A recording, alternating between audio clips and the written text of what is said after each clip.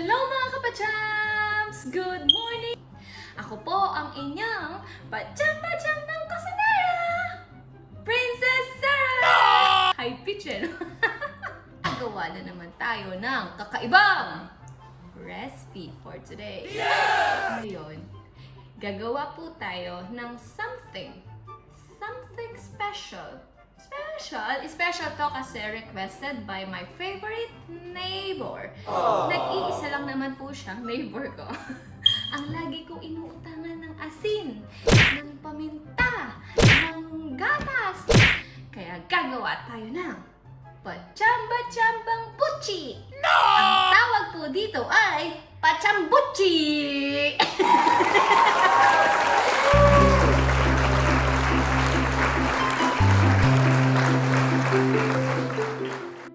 Ito yung mga ingredients natin na gagamitin.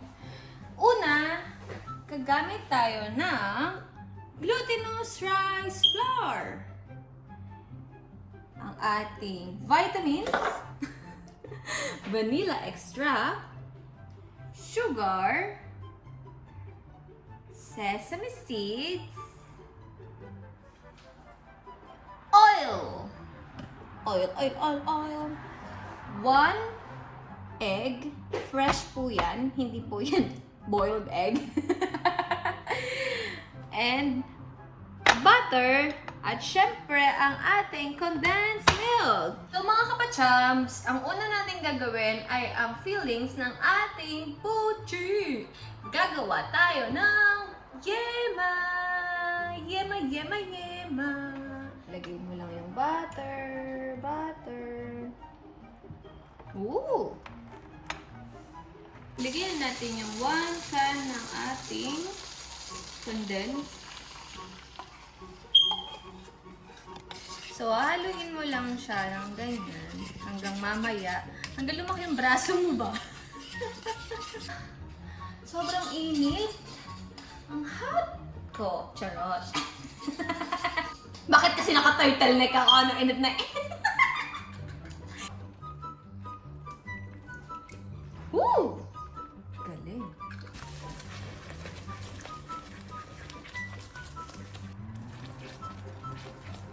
Mukhang tama naman siya. Shout out nga po pala kay Tita Cory Punsalan. Hello po sa'yo. Ang kauna-unahan pong nag-offer na i-sponsoran daw niya ako ng apron!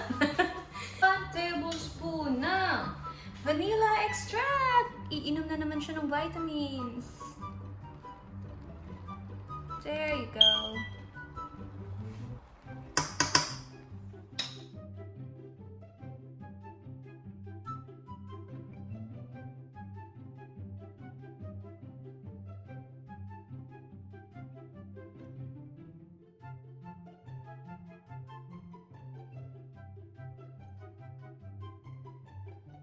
So ngayon mga kapachams, ang gagawin naman natin ay yung pinaka-Butchi. Unang-una, syempre, ang ating glutinous rice flour. 2.5 cup of glutinous rice flour.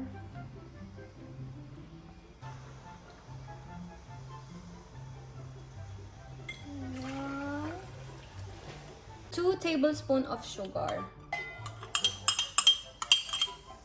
I-dissolve lang natin siya.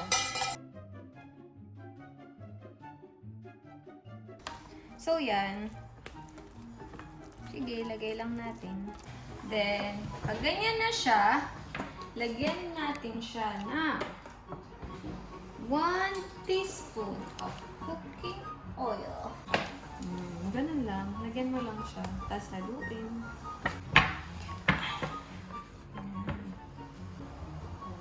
Ayan. Gagawa tayo ng pandikit. So, meron akong 1 tablespoon ng glutinous rice flour. Tunawin lang natin siya sa tubig. Tutunawin mo lang siya. Yan. Una, maglagay ka ng mantika sa kamay mo. Yan, ganyan. Para lang hindi dumikit sa kamay mo. Bilog mo lang siya. Ganito. Tapos, Siyempre, maglalaro na naman tayo. Ganyan. Spread mo siya ng ganyan. Ayan, di ba? Appear tayo, sumakit ang ulo ko. Joke lang po iyan. Di ba? Ayan na siya. Tapos, flat mo lang siyang ganyan. Kung ano na ginagawa ko, no?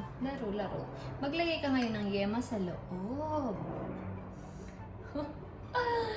It's so nice. Tapos, ikulong mo siya.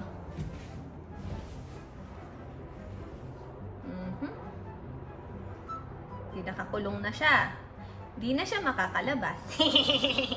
Pilog mo lang siya. O, diba? Ganun kasimple. Huwag ka naman lumabas, boy. Uy, tago ka. Huwag mong pakita ang iyong feelings. And, the purpose of the glue is para dumikit yung ating sesame seed. Ikot mo siya dito. Then, lagay mo siya sa ating sesame seed para mas dumikit yung sesame seed.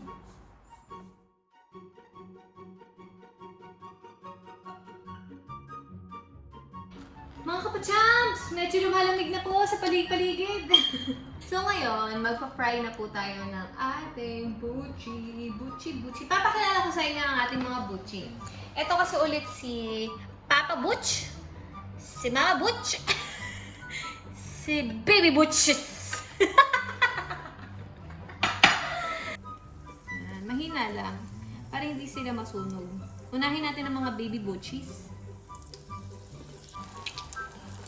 Hindi na kasya si Mama Butch saka si Papa Butch sa gitna. Ikot nyo lang siya. Para hindi siya masunog.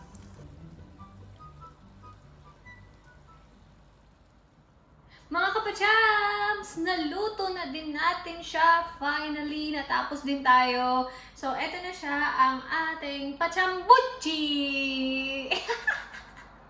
Tikman natin siya.